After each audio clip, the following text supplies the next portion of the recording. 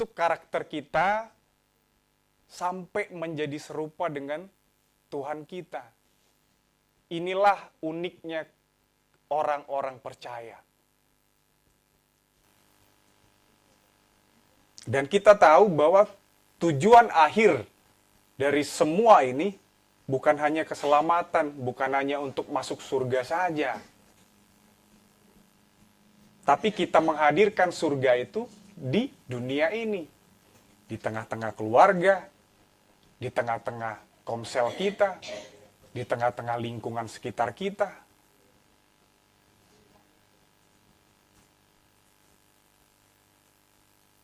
Karena tujuan akhir hidup kita adalah seperti Kristus, dan inilah yang akan kita dalami hari ini. Bahwa bagaimana Allah bekerja melalui setiap musim kehidupan kita, amin. Dan saudaraku, jemaat Tuhan yang terkasih, sekarang kita mau melihat struktur ayat ini lebih dalam lagi dan lebih teliti. Yang pertama, ada inisiatif Allah. Yang kedua, ada penentuan ilahi. Dan yang ketiga adalah tujuan serupa dengan Kristus. Dan yang keempat, Kristus sebagai yang sulung bagi kita. Kita bahas yang pertama. Yang pertama adalah inisiatifnya Allah. Dari penggalan ayat ini kita lihat sebab semua orang yang dipilih dari semula. Mari kita lihat dari kalimat ini kita dapati bahwa keselamatan itu dimulai dari Allah. Amin? Bukan dari manusia. Bukan karena kebaikan kita. Bukan karena kita mampu. No. Tapi memang rencananya Allah. Kita mengasihi karena Dia lebih dulu memberikan kasih-Nya kepada kita. Amin? Dia lebih dulu memberikan teladannya bagi kita. Dia lebih dulu memberikan contoh bagi kita. Dan yang kedua, penentuan ilahi. Kalimat selanjutnya berkata, ditentukannya dari semula. Ini berbicara tentang rencana Allah yang sangat kekal. Karena hidup kita ini bukan kebetulan. Saya lahir sebagai orang Batak itu bukan kebetulan. Ada tujuan dan maksud Tuhan, amin. Saya ditempatkan di kota ini bukan satu kebetulan. Ada tujuan dan maksud Tuhan. Dan tujuan itu tujuan yang baik. Haleluya. Amin. Dan proses yang kita jalani untuk menjadi serupa dengan Kristus bukan proses kecelakaan. Ada tangan yang tak terlihat, amin. Tangan Tuhan yang menolong kita, tangan Tuhan yang memberikan kita kekuatan untuk menjalani setiap proses. Haleluya. Amin. Dan yang ketiga, tujuannya apa? Kita tahu tadi, serupa dengan Kristus. Inilah pusatnya. Inilah hal yang utama.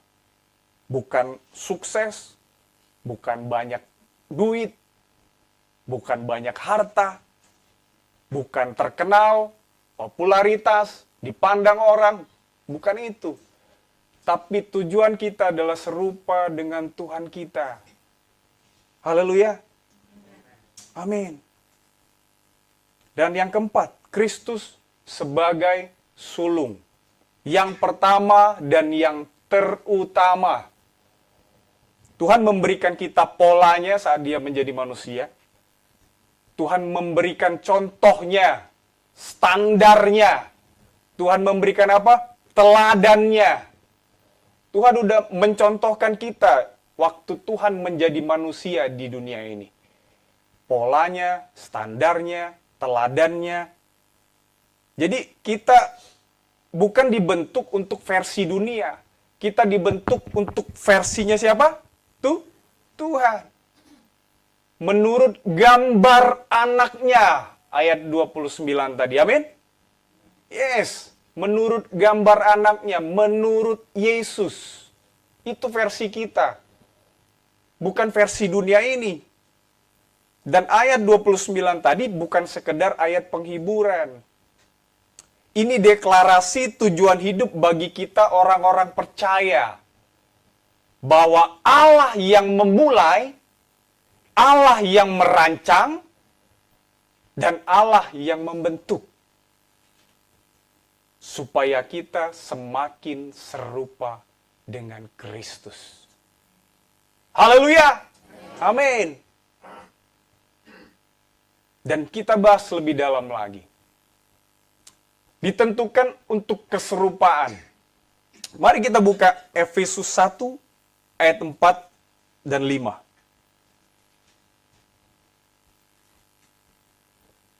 Efesus 1 ayat 4 dan 5. Sebab di dalam Dia, Allah telah memilih kita sebelum dunia dijadikan. Supaya kita kudus dan tak bercacat di hadapannya. Dalam kasih Ia telah menentukan kita dari semula oleh Yesus Kristus. Untuk menjadi anak-anaknya sesuai dengan kerelaan kehendaknya. Haleluya. Keserupaan dengan Kristus bukan rencana darurat. Itu adalah desain kekalnya Allah. Rencana kekalnya Allah. Bukan rencana yang spontan. Pada saat itu kita mau lakukan, itu yang kita lakukan. No. Dari semula Tuhan bilang. Sejak semula. Sejak awal dunia ini belum dijadikan, Tuhan udah memikirkannya. Rencana kekalnya Allah. Amin. Amin. Dalam Yeremia 1 ayat 5 berkata, sebelum aku membentuk engkau dalam rahim ibumu, aku telah mengenal engkau. Kesimpulannya adalah Allah tidak pernah bekerja secara spontan. Ia selalu punya rencana yang kekal bagi kita. Amin. Haleluya. Jadi ketika kita diproses, ketika kita dibentuk oleh Tuhan, kadangkala kita juga ditegur oleh Tuhan. Itu bukan suatu kebetulan. Kita ditegur lewat apa? Lewat masalah yang terjadi. Kita ditegur lewat peristiwa yang terjadi dalam kehidupan kita. Tapi itu semua bagian dari desainnya Allah. Untuk kita semua anak-anak Tuhan, orang-orang percaya, murid-murid Kristus, naik level setiap saat. Menjadi serupa dengan Kristus. Amin. Amin. Kita lihat. Tujuan akhirnya apa? Tujuan akhirnya kita mendapat kemuliaan. Semua bangsa ini mencari kemuliaan, Bapak Ibu. Dari dulu, dari waktu zaman kerajaan pun, semua bangsa itu cari kemuliaan. Kerajaan menaklukkan kerajaan lain, demi apa? Demi kemuliaan. Saya yang paling berkuasa. Saya yang paling hebat di dunia ini. Dan kita pun dijanjikan Tuhan satu kemuliaan. Tapi berbeda dengan kemuliaan yang ada di dunia ini. Tapi kemuliaan yang kekal yang Tuhan siapkan bagi kita. Dalam 1 Yohanes 3 ayat 2 berkata, ketika Kristus menyatakan dirinya, kita akan menjadi sama seperti Dia. Artinya proses ini memiliki ujung. Kita ini punya tujuan. Tujuan akhirnya apa? Kemuliaan yang Tuhan telah siapkan bagi kita semua. Kita adalah orang-orang beruntungnya Allah. Amin. Amin. Sementara orang lahir di luar sana tidak tahu tujuan hidupnya. berlelah-lelah mencari harta, menumpuk harta. Tapi orang-orang percaya bahagia. Karena apa? Karena tujuan hidupnya itu kembali bersama-sama dengan Allah. Hidup kekal. Memuliakan Tuhan. Menyenangkan hati Tuhan. Amin. Amin. Ya, hari ini mungkin masih banyak masalah yang kita alami. Banyak pergumulan yang kita alami. Benar, karena kita masih hidup. Amin. Amin. Banyak beban yang mungkin Bapak Ibu Saudara alami saat ini. Banyak beban yang mungkin masih dipikul sampai saat ini. Masalah hidup, yes, memang masih banyak. Selama kita hidup, itu akan terus ada. Tapi, kita tahu bahwa Tuhan itu ada memberikan kita kemampuan untuk menjalaninya. Kita memang masih belum sempurna. Kita sedang dipahat oleh Tuhan. Dan dipahat itu berarti sedikit demi sedikit dikupas, dikikis, sampai akhirnya bentuk itu sempurna. Amin. Amin. Seperti di slide kita lihat, ada anak panah yang sedang menuju cahaya abadinya Tuhan. Seperti itulah kita. Kita sedang menuju cahaya kekalnya Tuhan, di mana Tuhan ada, dan kita akan bersama-sama dengan Tuhan. Itu berita yang sangat menyenangkan hati setiap umat manusia. Tapi bagi orang-orang percaya, itulah adalah janji yang amin. Haleluya. Amin. Lalu kita masuk dalam proses pembentukan. Yang kedua, jika pada poin pertama tadi kita melihat bahwa keserupaan adalah rencana kekalnya Allah, maka sekarang kita melihat bagaimana rencana kekalnya itu bisa terjadi. Yaitu dengan proses. Dan saat ini kita mau lihat bagaimana prosesnya. Kita buka Ibrani 12 ayat 6. Ibrani 12 ayat 6. Boleh slide?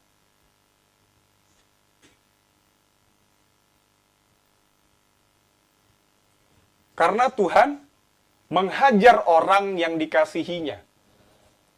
Dan ia menyesah orang yang diakuinya sebagai anak.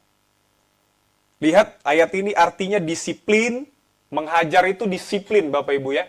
Menghajar artinya disiplin, bukan menghancurkan, bukan. Tuhan menghajar artinya mendisiplin kita sebagai orang percaya, orang yang dikasihinya. Tapi arti menghajar itu bukan Tuhan meninggalkan kita, bukan Tuhan jauh dari kita.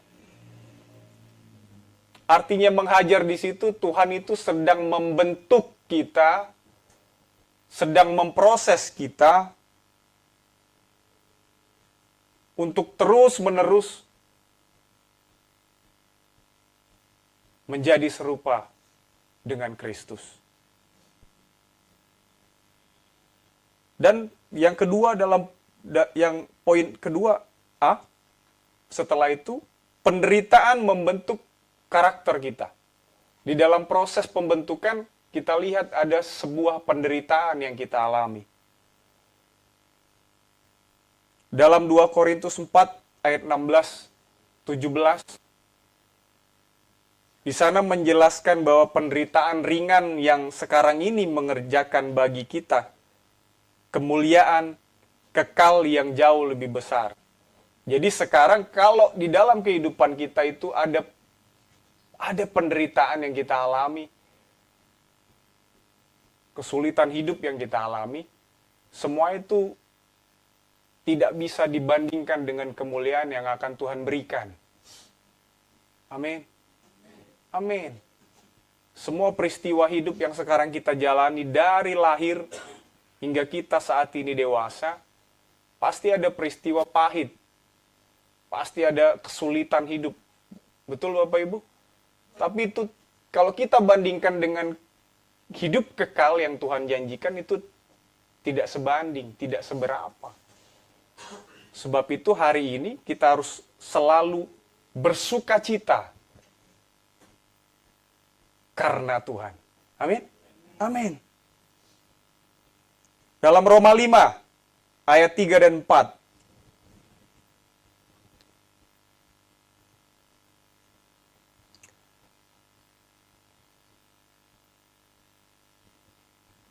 Roma 5 ayat 3 dan 4.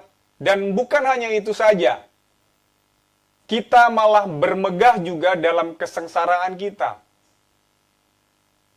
Karena kita tahu bahwa kesengsaraan itu menimbulkan ketekunan. Dan ketekunan menimbulkan tahan uji. Dan tahan uji menimbulkan pengharapan. Yes, lihat runtutannya, lihat deretannya. Dari ayat ini jelas bahwa saat kita merasakan penderitaan, merasakan himpitan hidup, itu menimbulkan sebuah ketekunan. Kita tahu saat kita merasa sulit, kita datangnya kepada siapa Bapak Ibu? Kepada orang pinter kah? Kepada orang pandai kah? Atau kepada yang mempunyai hidup ini? Kita berdoa, kita berlutut, kita menangis di kaki Tuhan. Lihat, ketekunan itu berarti secara terus-menerus. Dan firman Tuhan tadi bilang, saat penderitaan menimbulkan ketekunan, setelah itu kita tekun, dan ketekunan menimbulkan apa? Tahan uji.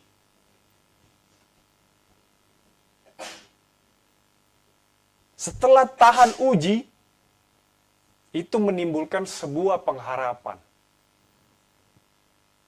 Jadi tekanan bukan untuk menghancurkan kita.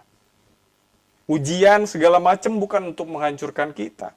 Tapi itu semua untuk membentuk kita. Lihat mungkin suatu saat ada seorang yang mungkin dapat undian gitu. 1 miliar. Kalau hatinya belum siap, mungkin dia akan jadi sombong, oke? Setuju? Setuju. Tiba-tiba dia jadi orang kaya baru, dia remehkan semua orang. Betul? Betul. Dia anggap mungkin semua orang kecil di matanya kayak itu. Tapi, lihat, di saat Tuhan sedang membentuk seseorang, saat ia dilimpahkan dengan harta yang banyak, saya percaya orang itu tetap rendah hati.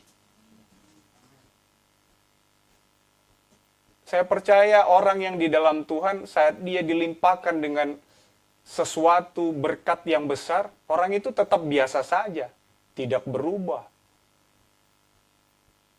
Amin. Karena karakter dia terjaga di dalam Tuhan. Dia sudah dulu dibentuk, sudah dulu disiapkan Tuhan, berkatnya baru datang. Baru diberi. Tapi kalau belum siap,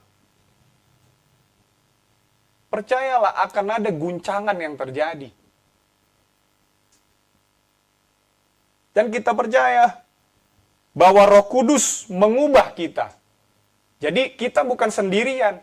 Saat proses itu terjadi, saat proses itu datang, masalah itu datang, kesulitan itu datang, kita percaya bahwa Roh Kudus ada menguatkan kita bersama-sama dengan kita. Memberikan kita kemampuan untuk melewatinya. Amin. Amin. Kita tidak sendiri. Tuhan selalu memperhatikan kehidupan kita. Terkadang hanya pikiran kita yang saat ini kadang berpikir Tuhan sedang jauh. Saya sudah jauh. Saya sudah jauh melangkah dari Tuhan. Jadi bukan cuma proses penderitaan saja yang Tuhan izinkan. Bukan kesulitan datang, dan Tuhan hanya melihat. No. Tidak. Tuhan memberikan Roh Kudusnya, dan Roh Kudus itu sekarang ada di dalam kita. Amin. Roh Kudus itu tinggal di dalam setiap orang percaya.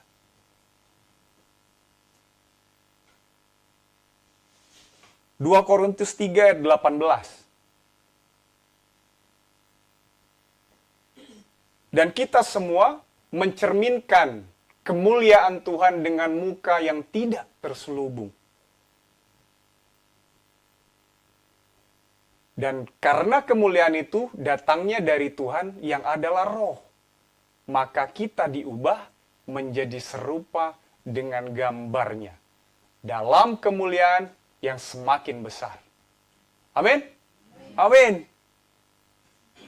Jadi kita diubah menjadi serupa dengan gambarnya dari kemuliaan saat Tuhan menciptakan kita itu oleh kemuliaan. Dan dari kemuliaan kepada kemuliaan oleh Roh Tuhan. Jadi perubahan sejati bukan hasil dari usaha kita, bukan hasil dari usaha manusia. Itu adalah pekerjaan Roh Kudus yang ada di kehidupan kita, yang ada di dalam kita, yang mendorong kita untuk kita terus, untuk apa? Untuk menjadi serupa dengan Tuhan. Untuk menjadi serupa yang mempunyai milik kita. Siapa yang punya milik kita? Yesus. Jadi Roh Kudus itu terus mendorong kita. Terus memberikan kita semangat untuk apa? Memompa kita, untuk kita terus meneladani kehidupan Tuhan kita.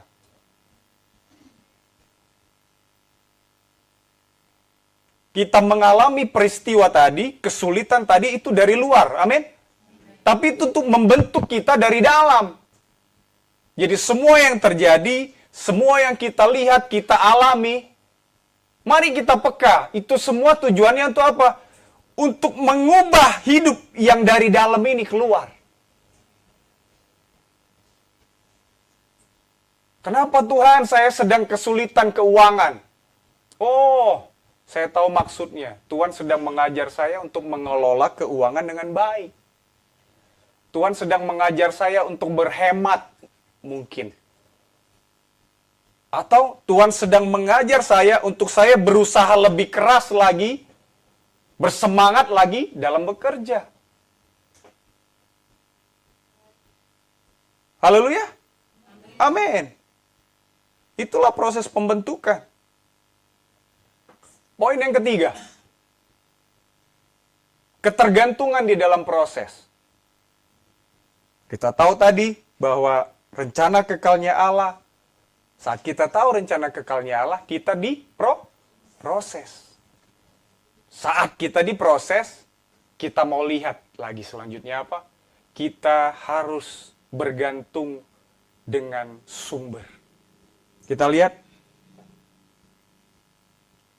Kita tahu sekarang identitas kita siapa? Kita adalah anak-anak Tuhan, amin. Amin. Kita adalah murid-murid Kristus, amin. Amin. Kita adalah orang-orang percaya, amin. Amin.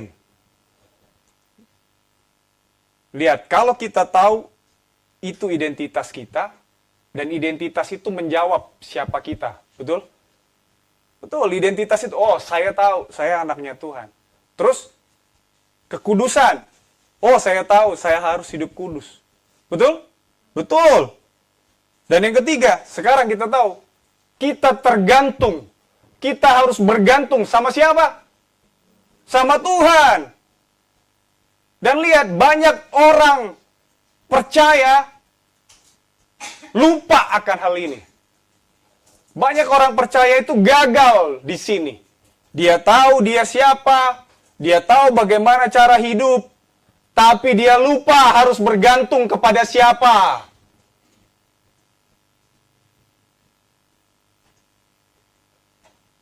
Kalau kita tahu kita identitasnya adalah anak Allah, murid Kristus, kita tahu kita sedang dibentuk oleh Allah, kita sedang dipahat, kita sedang dianyam, kita juga jangan lupa bahwa kita harus bergantung dengan sumber itu. Jangan lupa kita harus punya ketergantungan dengan sang pemilik hidup ini. Amin. Amin. Jangan lupa itu.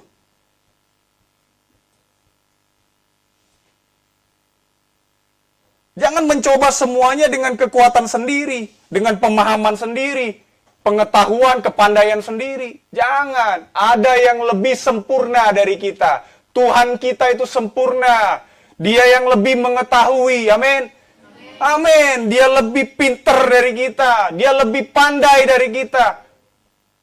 Jadi kita harus tergantung sama Tuhan. Mari kita buka Yohanes 15 ayat 4 sampai 5. Tinggallah di dalam aku, kata Yesus, dan aku di dalam kamu. Sama seperti ranting tidak dapat berbuah dari dirinya sendiri, kalau ia tidak tinggal pada pokok anggur. Demikian juga kamu tidak berbuah jikalau kamu tidak tinggal di dalam aku. Ayat ini jelas mengatakan, itu bukan sekedar perintah, bukan. Bukan perintah untuk bekerja, kayak itu bukan. Bukan perintah untuk mencari popularitas, bukan. Bukan perintah untuk apa? Berprestasi. Enggak. Tuhan bilang cuma tinggal di dalam aku, Tuhan bilang. Ranting itu tidak akan berbuah. Kalau apa? Kalau dia tidak pada pokoknya, benar? Benar. Jadi kita itu ibarat ranting. Kalau mau berbuah, ya tinggal dalam Tuhan. Melekat di dalam Tuhan, amin? Lihat, jika ranting itu sudah lepas dari batangnya, siapa yang bisa lihat ranting itu berbuah? Tidak akan bisa. Yang ada dia dicampakkan, dia disapu, terus dibakar. Tidak berguna lagi. Jadi kekristenan bukan dimulai dari aktivitas yang banyak. Tidak, tapi dari koneksi hati ini kepada Sang Pencipta. Tapi dari hubungan hati ini dengan Tuhan. Dengan yang mempunyai milik ini. Dengan Yesus Bapa kita, amin. Amin. Hidup orang percaya itu harus seperti itu. Harus bergantung apa-apa itu dengan Tuhan. Karena saat di luar Tuhan, ayat tadi bilang, kamu tidak dapat berbuat apa-apa. Bukan kamu bisa berbuat sedikit, bukan. Kamu bisa berbuat beberapa hal. Tidak, kita tidak bisa berbuat apa-apa. Tuhan bilang kayak itu. Saat ranting itu tidak lagi pada pokoknya, kamu tidak bisa berbuat apa-apa. Tuhan bilang kayak itu. Dan kita lihat ranting itu tidak pernah diminta dengan paksaan untuk berbuah. Betul? Pernah tidak kita punya tanaman, terus kita paksa tanaman ini berbuah? Enggak pernah. Betul kan? Nah, buah itu apa? Buah itu keluar gara-gara kita marah-marahi? Enggak. Gara-gara tekanan, tanahnya dipukul-pukulin? Enggak. Tapi cuman karena dia selalu berada di pokoknya. Cuman melekat di pokoknya. Pernah melihat sebuah pohon yang tidak dipelihara tapi berbuah? Pernah. Oke, pernah. Amin. Di hutan banyak itu kan? Betul? Betul. Tidak ada yang pelihara itu. Manusia pun tidak kasih pupuk, tidak. Tapi pohon itu berdiri kuat, dia berbuah.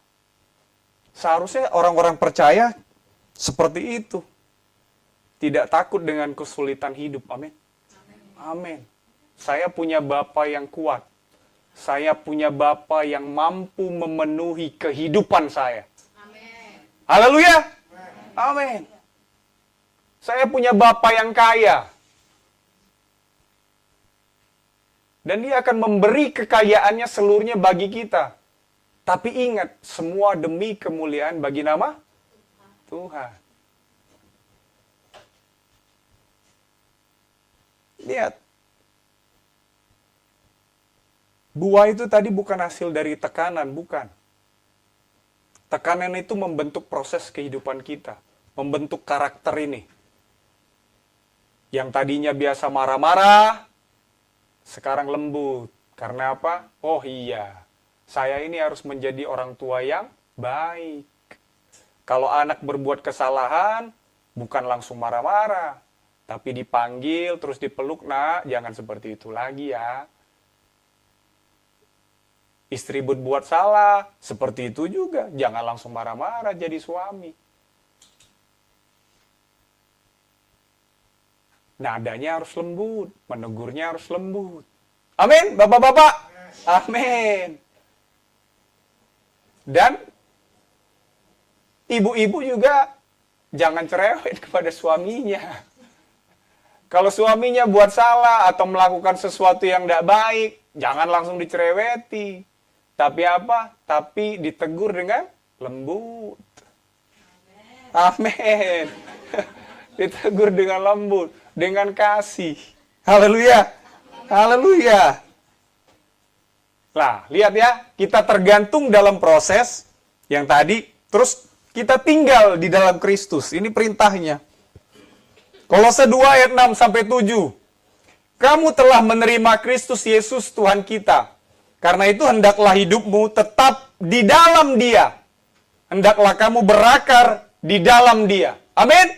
Amin. Saat kita sudah terima Tuhan kita Yesus, kita dilahirkan sebagai orang percaya, kita ditentukan Tuhan sebagai orang-orang yang percaya, orang-orang terangnya Tuhan. Ayat ini bilang, hendaklah kita berakar di dalam Dia. Amin. Perhatikan struktur rohaninya tadi. Tetap di dalam, menerima, tetap di dalam, berakar, dan bertumbuh. Menerima Kristus, tetap di dalam Kristus, berakar di dalam Kristus, dan kita bertumbuh. Masalahnya apa? Banyak orang menerima, tapi tidak tetap. Banyak orang yang mulai, tetapi tidak tinggal. Jadi kita lihat sekarang akar. Akar itu menunjukkan sebuah proses yang tidak terlihat dengan mata. Amin. Akar itu berada di dalam. Kita tahu akar itu berada di dalam. Jadi yang di dalam ini ibarat akar. Jadi proses pembentukan yang di dalam, Tuhan sedang membentuk akarnya kita. Haleluya. Akar itu bekerja di dalam kegelapan yang tak terlihat. Dia tidak dipuji. Kalau kita lihat sebuah pohon yang besar, pohon kelengkeng, kita pasti yang kita puji itu apa? Buahnya pasti. Oh, buahnya banyak itu. Wih, mantap pohon itu, buahnya rimbun. Wah, itu pasti buahnya yang dipuji, betul? Akarnya enggak. Akarnya pasti bagus tuh, jarang itu. Jarang orang bilang kayak itu, pasti buahnya yang dilihat. Akar itu tidak terlihat di panggung kayak ini, enggak. Tetapi justru, saya percaya, kalau sebuah pohon itu menghasilkan buah yang baik dan banyak, itu pasti akarnya sungguh baik. Pasti. Amin. Amin. Ada saya belajar umpasa Batak. Bapak Ibu. Kalau salah tegur saya nanti ya. Jadi umpasanya bilang begini. Marurat mabulung, martua mahita. Mau diartiin atau enggak nih? Jadi artinya adalah supaya kita memiliki pondasi hidup yang kokoh. Jadi itu umpasa Batak itu. Karena jika akarnya kuat, maka seluruh bagian pohon, lihat ya, seluruh bagian, daun, ranting, batang, akan hidup dengan baik. Lihat ya, ranting, pohon, batang, berarti seluruh bagian dari hidup kita. Saya, keluarga saya, orang-orang di sekitar saya. Amin. Jadi kalau akarnya kuat, kita bisa lihat. Orang ini hidupnya itu walaupun sulit, dia tetap kuat. Haleluya. Haleluya. Lihat ya, Mazmur 1 ayat 2 dan 3. Ini ayat yang sangat terkenal, yang sudah biasa kita baca. Tetapi yang kesukaannya ialah Taurat Tuhan.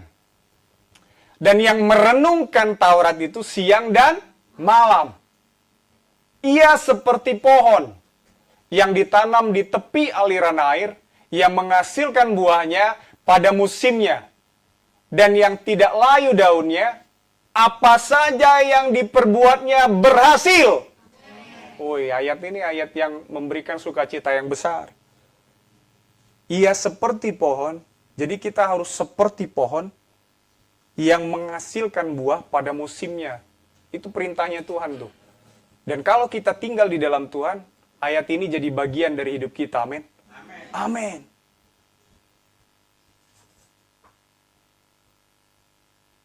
Ia tidak memaksa musim, tapi ia berbuah pada musimnya. Lihat, kita punya musimnya masing-masing. Kita punya waktunya masing-masing. Amin. Amin, percaya itu. Waktunya Tuhan itu sama kita itu sungguh sempurna. Jadi tunggu waktunya Tuhan. Kalau kita diproses oleh Tuhan, sekarang mungkin Bapak Ibu ada masalah. Ingat bahwa proses itu membentuk saya untuk saya lebih kuat lagi di dalam Tuhan. Amin. Bukan supaya saya lebih jatuh. Tidak. Tujuan Tuhan bukan itu. Tapi supaya kita, orang-orang percaya itu lebih kuat di dalam Tuhan. Jadi peristiwa malang sekalipun, percayalah bahwa Tuhan itu selalu memberikan peristiwa itu, mengizinkan peristiwa itu, untuk kita tahu sama siapa saya harus bergantung. Betul? Amin? Amin. Sama siapa saya harus bergantung hidup ini? Istri mungkin pikirnya sama suami. Suami pikirnya sama pekerjaannya. Tapi ayat ini bilang, tidak, kita harus bergantung sama Dia. Yesus. Tuhan. Dialah sebagai Bapa, Dialah sebagai teman, sahabat bagi kita. Amin. Amin.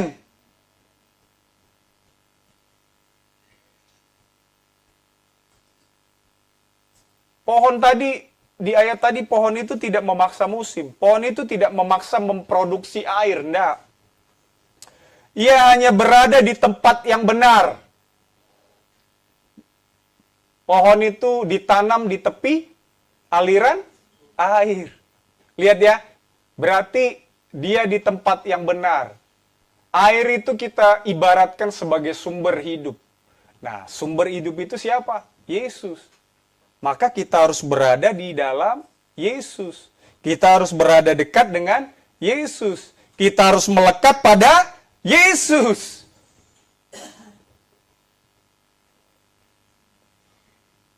Karena tanpa tinggal di dalam Yesus tidak akan ada pertumbuhan.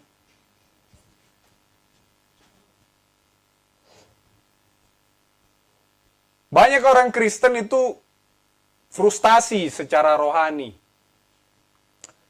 Karena apa coba? Karena Tuhan jauh? Enggak. Tuhan tidak pernah jauh, Bapak Ibu. Tetapi karena kita tidak tinggal, seringkali kita tidak tinggal di dalamnya, jadi kita tidak peka, kita tidak mengerti. Kadang kita doa cuman hanya jadi rutinitas, bukan karena kita benar-benar takut akan Tuhan. Firman cuma jadi informasi, bukan dihidupi dan diimani. Ibadah cuma jadi apa? Agenda rutinitas saja. Bukan menjadi tempat di saat kita harus mengabdi sama Tuhan. Oh, hari ini ibadah, itu adalah waktu-waktu kita untuk mengabdi. Banyak di luar sana orang-orang yang tidak bisa ibadah. Banyak di luar sana orang yang jam-jam ibadahnya tidak bisa diprediksi. Karena apa? Karena himpitan dunia ini. Banyak di luar sana yang bawa Alkitab saja dia sudah dirongrong, dia sudah diintimidasi. Tapi bagi kita yang punya waktu-waktu ibadah untuk mengabdi sama Tuhan, mari gunakan itu dengan baik. Itu adalah rasa syukur kita sama Tuhan. Rasa terima kasih kita sama Tuhan. Jadi saat kita ibadah, kita menyembah dengan baik. Rasakan bahwa Tuhan itu ada di dalam hidupku, menjamah hidupku, mengubah hidupku, memberikanku roh. Mari rasakan itu.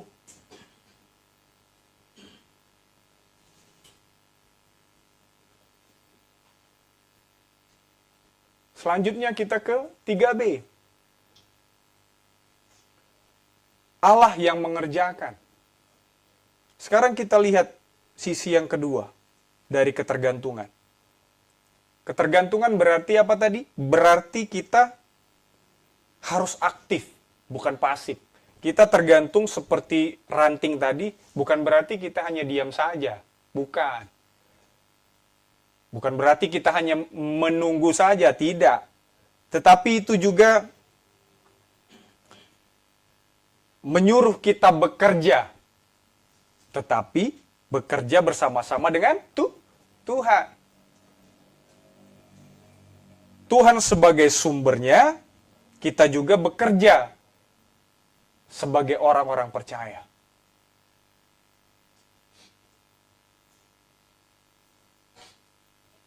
Dan kita percaya bahwa kemauan untuk berubah di dalam hidup bukan cuma maunya Tuhan. Di saat saya adalah orang temperamen, Bapak Ibu. Saya ini orangnya, kalau dulu, itu ada salah sedikit saja, saya bisa meledak-ledak, saya bisa marah, saya bisa keluar dengan nada yang keras kepada istri saya. Saya orangnya yang emosian. Waktu itu dulu mungkin istri saya tertekan itu, hidupnya itu.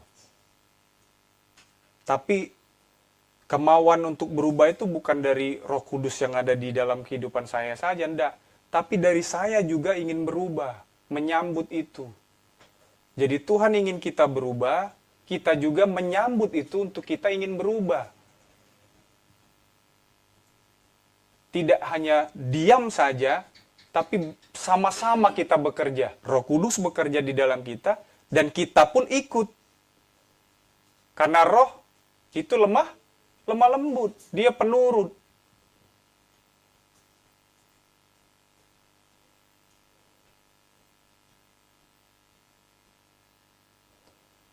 Lalu kita lihat, waktu Allah bekerja, bukan berarti itu kalimatnya kayak terserah Tuhan sajalah, gitu. Bukan. Itu adalah kerjasama anugerah, kalau dibilang. Jadi Tuhan ingin kita berubah, membentuk hidup kita pun menyambut itu, amin.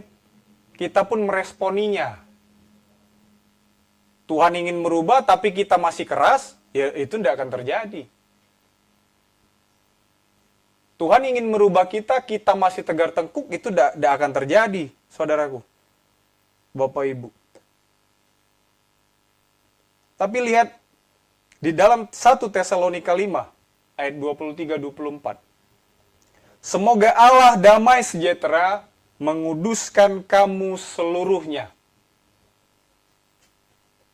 Dan semoga roh, jiwa, dan tubuhmu terpelihara sempurna dengan tak bercacat pada kedatangan Yesus Kristus, Tuhan kita. Ia memanggil kita, Ia memanggil kita, Ia memanggil kamu, yang adalah setia, Ia juga akan menggenapinya. Saudaraku, dengar ini baik-baik. Tuhan itu, jika melakukan rencananya, tidak setengah-setengah. Amin. Dia itu sempurna. Kita percaya dia itu sempurna. Jadi Tuhan bilang tadi apa? Dia menggenapinya. Dia tidak bohong. Dia bukan pembohong. Dia pasti pegang janjinya. Amin? Amin. Kalau Tuhan udah memulai, Tuhan juga yang memanggil, Tuhan juga yang bekerja, maka Tuhan juga yang menyelesaikan. Haleluya. Jika ada peristiwa yang menghimpitmu, percayalah, itu Tuhan izinkan, Tuhan ikut bekerja di dalamnya, dan Tuhan akan memberikan jawaban. Amin. Percaya bukan Tuhan membiarkan saja, tapi Tuhan juga memperlengkapi kita. Memperlengkapi kita dengan apa? Dengan perlengkapan senjata roh Allah. Tuhan tuh tidak pernah menuntut tanpa memberi anugerahnya. Yang menuntut itu biasanya manusia. Misalkan ini, kita punya anak. Kamu harus ranking 1 ya, baru saya beri sepeda. Wah, itu kan. Ya nak, oke ya? Oke. Kamu harus pinter ya, nanti papa ajak jalan-jalan. Nah itu manusia itu. Tapi kalau Tuhan enggak, dia bilang, nak, kamu harus hidup, ikutin prosesnya, kamu harus hidup kudus. Tapi Tuhan bilang, tenang, aku kasih rohku sama kamu. Betul? Betul, Tuhan tidak menuntut, tapi Tuhan juga tidak biarkan. Tuhan beri rohnya pada kita untuk memberikan kita kekuatan, untuk sanggup menjalaninya. Amin? Amin. Ketergantungan itu mengajarkan kita banyak hal. Ketergantungan, saya tidak bertumbuh karena apa? Karena saya kuat. Bukan, tapi apa? Saya bertumbuh karena saya melekat sama pokoknya, betul? Betul. Dan justru dalam masa tersembunyi, masa-masa yang sangat sulit bagi kita, akar kita diperkuat di dalam Tuhan. Gereja tidak dibangun di dalam, gereja itu tidak dibangun di dalam sorotan, tapi dibangun di dalam ketergantungan dia kepada sang kepala gereja. Keluarga kuat tidak dibentuk dalam kemudahan, amin. Keluarga yang kuat itu dibentuk dalam proses bersama-sama dengan Tuhan. Lihat, pribadi yang dewasa tidak lahir dari keberhasilan yang instan, yang cepat, enggak. Sama seperti orang dapat lotre tadi. Tapi pribadi yang tinggal di dalam Tuhan secara konsisten, terus-menerus. Pertanyaannya adalah, apakah sekarang kita sudah tinggal di dalam Tuhan? Atau kita hanya berkunjung saja? Apakah kita sudah bergantung kepada Tuhan? Atau kita masih mengandalkan pengalaman hidup? Karena tanpa tinggal di dalam Tuhan, tidak akan ada kehidupan. Tanpa ketergantungan dengan Tuhan, tidak akan ada kedewasaan. Dan tanpa proses, tidak akan ada kemuliaan. Amin? Amin. Kita mau belajar yang keempat, tentang karakter Kristus di dalam perkataan. Kita lihat, kalau poin yang sebelumnya berbicara dengan ketergantungan tadi, maka sekarang kita masuk pada buah yang terlihat. Proses, dibentuk, ketergantungan, sekarang kita lihat buahnya. Saat kita sudah menjalaninya, ini salah satu buahnya. Apa itu? Terlihat dari perkataan kita. Jadi kalau karakter seseorang yang paling dalam itu sering terlihat melalui kata-katanya yang spontan. Bukan kata-kata yang dibuat saat ini. Waktu keseharian kita berbicara dengan sesama kita, suami, istri, anak, orang, tetangga, segala macam. Itu terlihat dari spontannya. Jadi buah yang sudah diproses tadi, menjalani proses itu akan kelihatan buahnya. Nah, akan kita lihat Paulus berkata dalam Kolose 4 ayat 6, hendaklah kata-katamu senantiasa penuh kasih, jangan hambar, sehingga kamu tahu bagaimana kamu harus memberi jawab kepada setiap orang. Lihat kata-kata kita, Rasul Paulus bilang, harus penuh dengan kasih.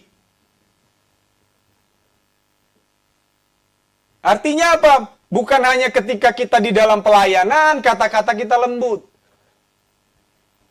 Kata-kata kita indah, gitu. Ketemu saudara seiman, kata-kata kita indah, gitu. Tapi waktu ketemu tetangga, enggak, berubah langsung. Apalagi kalau tetangganya cerudean. Jadi bukan hanya ketika kita melayani, tetapi dalam setiap percakapan dengan siapapun, kata-kata kita harus penuh kasih. Lihat, kemudian Yohanes menggambarkan bagaimana Yesus. Yohanes 1 ayat 14. Firman itu telah menjadi manusia dan diam di antara kita. Dan kita telah melihatnya. Pada saat itu, Yohanes itu menulis pada saat itu ya. Makanya Yohanes menulis diam di antara kita. Lalu kemuliaan, yaitu kemuliaan yang diberikannya sebagai anak tunggal Bapa. Penuh. Lihat ya. Penuh kasih karunia dan penuh kebenaran. Lihat, Tuhan kita Yesus itu penuh kasih karunia dan penuh kebenaran tadi dibilang. Jadi ini adalah keseimbangan di dalam kehidupan Tuhan. Dan itu apakah bisa terjadi dalam kehidupan kita? Bisa.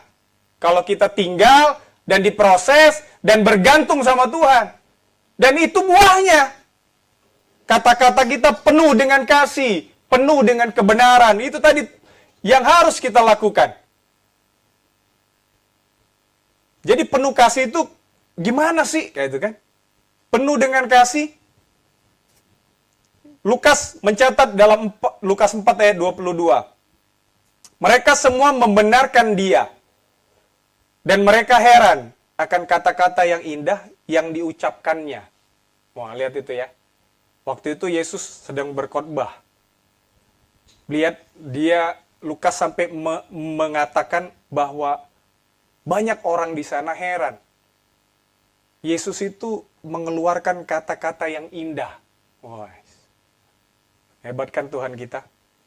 Kata-kata yang indah, bukan kata-kata yang menipu. Bukan kata-kata ada udang di balik batu. Bukan basa-basi. Tapi penuh kasih karunia. Karena apa?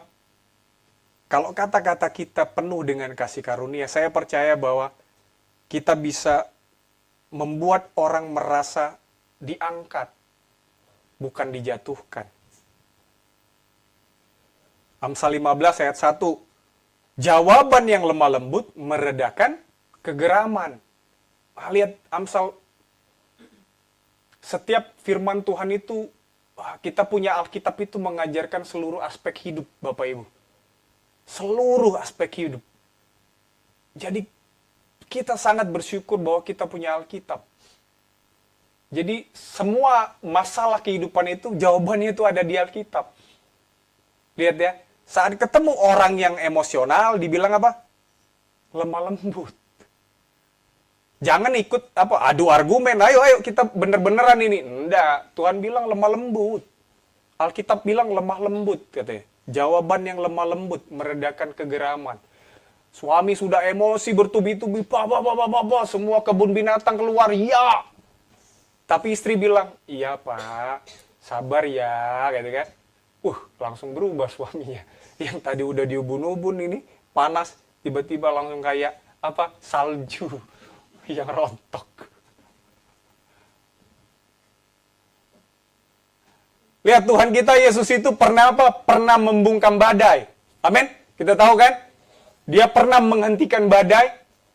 Bagaimana cara dia menghentikan badai? Badai berhenti, gitu. Enggak. Pasti suaranya lantang, oke? Karena dia menghardik. Betul? Badai berhenti. Dan dia berhenti. Tapi kepada seorang perempuan yang mengakui setiap kesalahannya, yang mengakui dosanya, apakah Tuhan juga berkata keras? Enggak. Dia berkata dengan lemah lembut. dosamu sudah diampuni. Jadi kalau kita sama seperti Tuhan kita, karakternya, polanya, kita percaya bahwa itu adalah sorga. Amin. Sorga itu udah di bumi kalau kita udah kayak itu semua, betul? Betul. Amin. Kasih karunia dalam perkataan berarti apa? Kita memilih untuk membangun, bukan untuk merobohkan orang. Kita memilih untuk menguatkan, bukan mempermalukan. Kita memilih untuk memulihkan, bukan menghakimi. Jadi kalau ada orang curhat tentang kehidupannya kepada Bapak Ibu, berarti kita sudah tahu, kita harus berkata-kata dengan penuh kasih karunia. Amin. Amin. Kita harus memberi kekuatan. Kita harus menguatkan supaya hatinya tetap kuat. Jika dia sedang terhimpit masalah, kita harus memberikan kata-kata sukacita. Tuhan baik, Tuhan pasti tolong, Tuhan ada buat kita. Amin. Amin.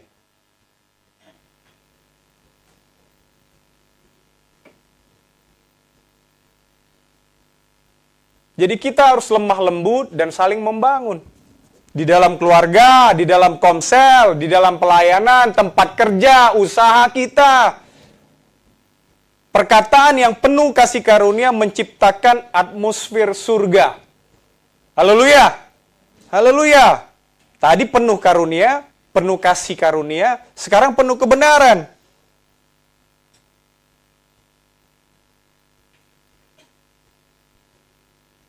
Efesus 4 ayat 15.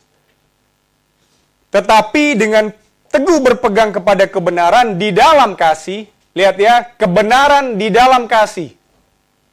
Semua yang kita pelajari itu selalu di dalam kasih. Harus selalu di dalam kasih. Didasari oleh apa? Kasih. Garis bawahi, kasih. Jadi, kepada kebenaran di dalam kasih, kita bertumbuh di dalam segala hal ke arah Dia, Kristus, yang adalah kepala. Amin. Amin. Perhatikan ya, kebenaran di dalam kasih. Jadi kita tahu yang benar, tapi kita harus juga penuh dengan kasih. Jadi saat menegur seseorang, jika dia salah, kita tahu, teguran kita juga harus penuh dengan kasih. Amin. Amin. Jangan teguran yang menghakimi. Kamu tadi salah ngomong kayak itu. Udah becus kamu ini. Memang kamu ini kurang pengalaman. Aduh. Dianya kan jadi down Bapak Ibu, betul? Tapi tadi kayaknya tidak pas deh. Baiknya seperti A deh. Wah, itu kan dia kan merasa diberikan saran, betul? Betul. Tidak dijatuhkan, tidak dihakimi. Jadi, bukan kasih yang meniadakan kebenaran, dan bukan kebenaran yang tanpa kasih. Amin. Karena tanpa kasih pasti melukai. Kebenaran yang tanpa kasih pasti melukai. Makanya kita tahu yang benar terus kita tegur orangnya dengan semua kata-kata yang tidak baik, tidak penuh kasih, itu akan melukainya. Kasih juga tanpa kebenaran akan menyesatkan. Apa? Ada udang di balik bakwan. Iya, saya ngasih dia supaya lain kali saya bisa numpang. Itu dia. Lihat itu. Tapi itu tidak benar. Amin. Amin. Amsal 12 ayat 18. Masih panjang Bapak Ibu. Ada orang yang lancang seperti tikaman pedang, tetapi lidah orang bijak mendatangkan kesembuhan. Lihat ya. Perkataan itu bisa seperti pedang. Itu sangat menyakitkan. Mungkin perbuatan mungkin bisa lupa ya. Tapi kalau kata-kata itu menusuk sampai ke dalam. Gitu kan, aduh. Tapi bisa juga kata-kata seperti obat. Iya. Bisa juga menyejukkan kita. Menyembuhkan kita. Amin. Amin. Jika kita ketemu sama teman yang sakit, bilang, Tuhan itu penuh mukjizat. Amin. Amin. Dia bisa menyembuhkan. Haleluya. Haleluya. Dan kita harus berkata begitu. Karena apa? Di saat orang yang sakit, kita berikan kata-kata yang penuh dengan kasih karunia. Iman orang yang sakit itu mengambilnya, menangkapnya. Dan itu membawakan kesembuhan bagi dia. Orang yang lemah, yang patah semangat. Haleluya. Mau melakukan itu, amin? Amin. Kita mau belajar, kita sama-sama belajar.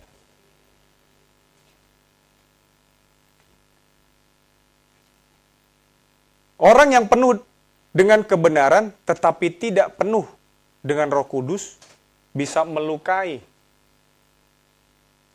Tapi orang yang sudah penuh dengan karakter Kristus, itu membuat kita menjadi orang yang jujur, tapi tidak melukai.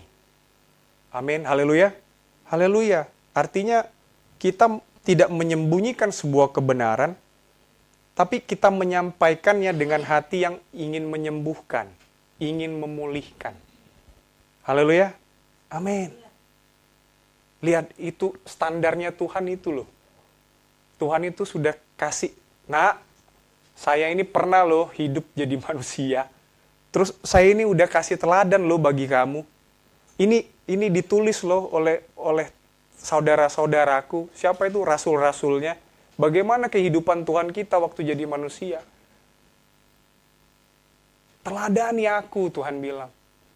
Lihat hidupku, Yesus bilang. Lewat apa? Alkitab. Karena kita tidak melihat secara langsung, amin. Amin.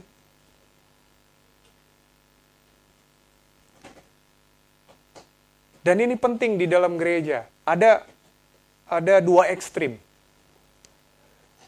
Satu terlalu keras atas nama kebenaran, satu terlalu lunak atas nama kasih.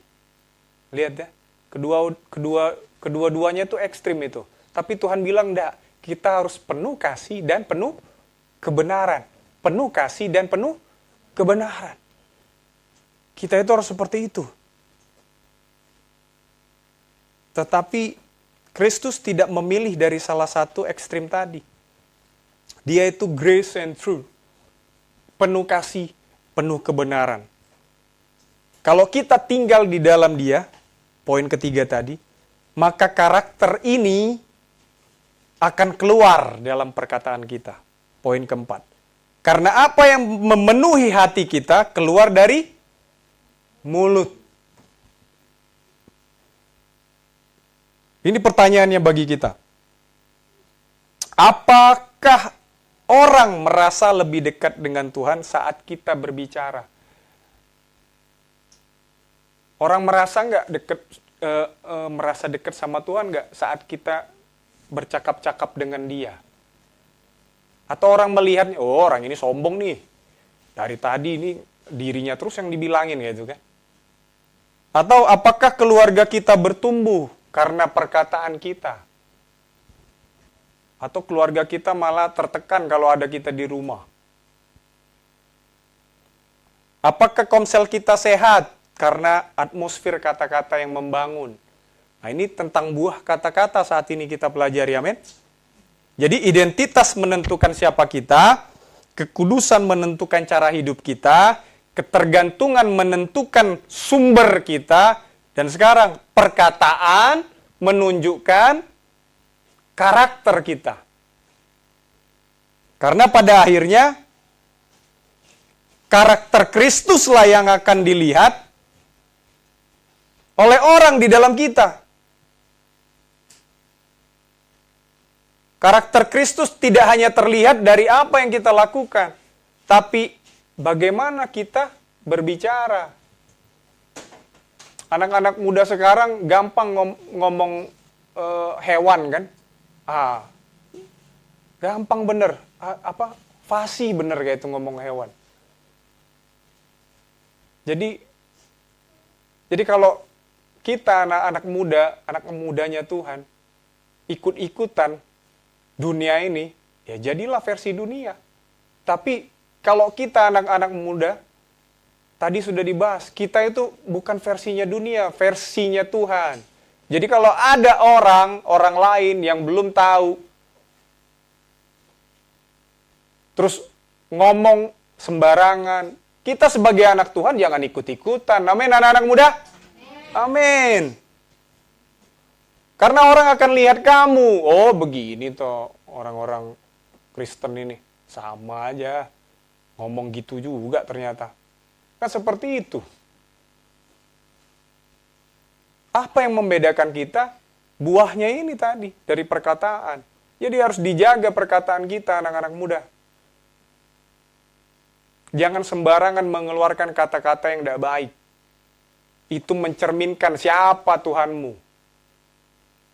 Jadi kalau keluar kata-kata itu, kamu berpikirlah, apakah itu Tuhanmu? Apakah seperti itu Tuhanmu?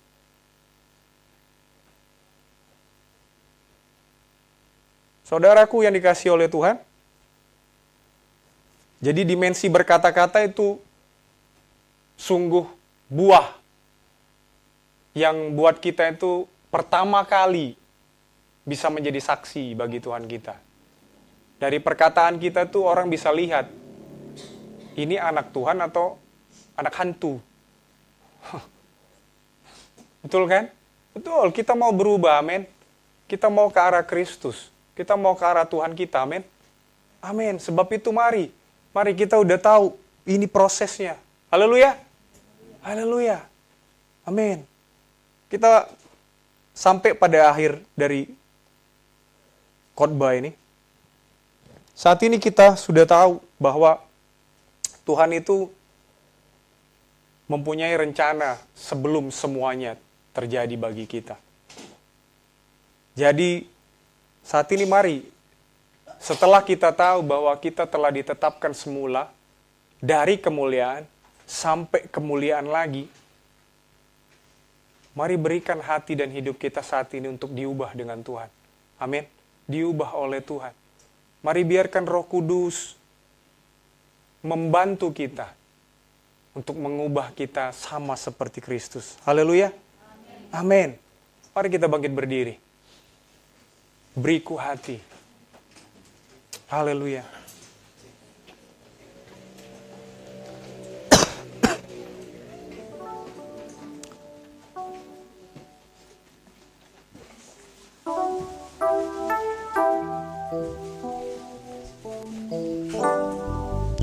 Apakah hidup kita sudah menjadi surat Kristus yang terbuka?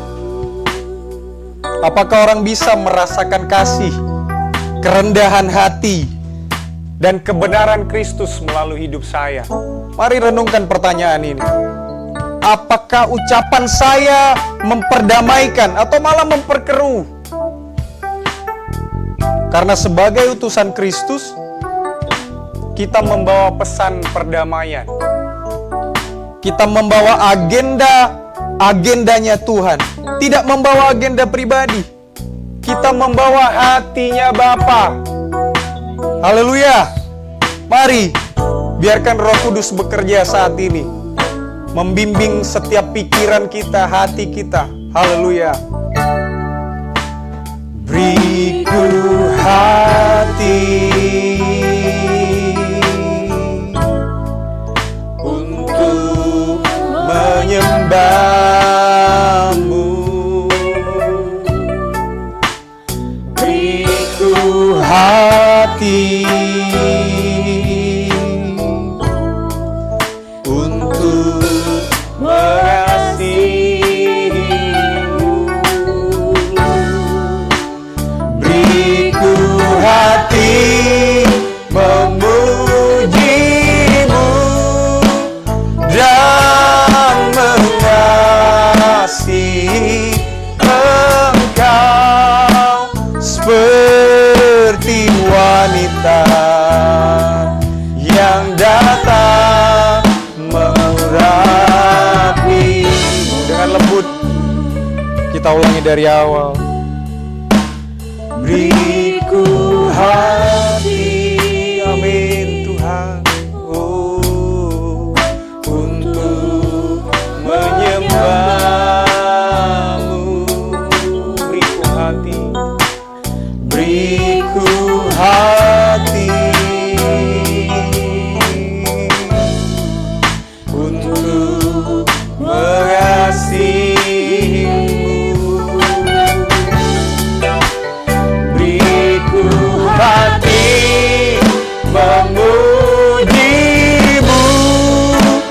dan mengasihi Engkau seperti wanita yang datang mengurapimu. Beriku hati memujimu, beriku hati memujimu, oh, dan mengasihi Engkau seperti wanita yang datang mengurapimu. Sekali lagi dari awal. Beriku hati, ini kami Tuhan, amin, untuk menyembah-Mu. Beriku hati, beriku hati, ini doa kami Tuhan, amin Yesus, untuk mengasihi-Mu. Beriku hati Tuhan, beriku hati memuji, oh, dan mengasihi Engkau seperti wanita yang datang mengurapi. Beriku hati memuji-Mu, beriku hati memuji-Mu dan mengasihi Engkau seperti wanita yang datang mengurapi. Oh Yesus, kami mau hati seperti-Mu Tuhan. Oh jamah kami, beri kami hati-Mu Tuhan, agar kami bisa mengasihi lebih sempurna. Amin Tuhan. Glory Yesus, ini hidup kami Tuhan. Mari Tuhan, pulihkanlah Bapa, sebab Engkau yang berkuasa, Kau yang mulia. Haleluya, amin, haleluya, glory. Kami mau seperti-Mu Tuhan, mau seperti-Mu Bapa. Haleluya Yesus, terima kasih Tuhan, terima kasih Tuhan. Haleluya, amin. Mari nyanyikan lagu ini dengan beriku hati memuji-Mu. Amin. Dengar Tuhan, kami mau berkomitmen saat ini Tuhan. Kami mau seperti-Mu Tuhan Yesus. Kami mau meneladani-Mu Tuhan melalui perkataan kami Tuhan. Amin Tuhan. Kami bersyukur dan terima kasih Bapa. Engkau Allah yang luar biasa Tuhan. Biarlah firman hari ini Bapa mengubah setiap kami Tuhan, untuk kami terus semakin hari semakin serupa seperti Engkau Bapa kami. Kami mau menjadi saksi-Mu Tuhan melalui perkataan kami, penuh kasih dan penuh kebenaran. Jamah kami Tuhan, jamah hati kami, jamah pikiran kami, dan kami menyerahkan kehidupan kami Tuhan. Apapun yang kami saat ini alami Tuhan, Mungkin ada kehidupan yang berat, tapi kami percaya bahwa Roh Kudus-Mu memberi kekuatan bersama-sama dengan kami melewatinya Tuhan. Terima kasih Tuhan. Dan kami juga percaya berkat yang besar ada di depan kami Bapa. Terpujilah Engkau Tuhan kami Yesus Kristus. Inilah doa kami Tuhan. Dan hanya di dalam nama Tuhan kami, Yesus Kristus Juru Selamat kami yang hidup, kami sudah berdoa. Haleluya. Amin. Amin.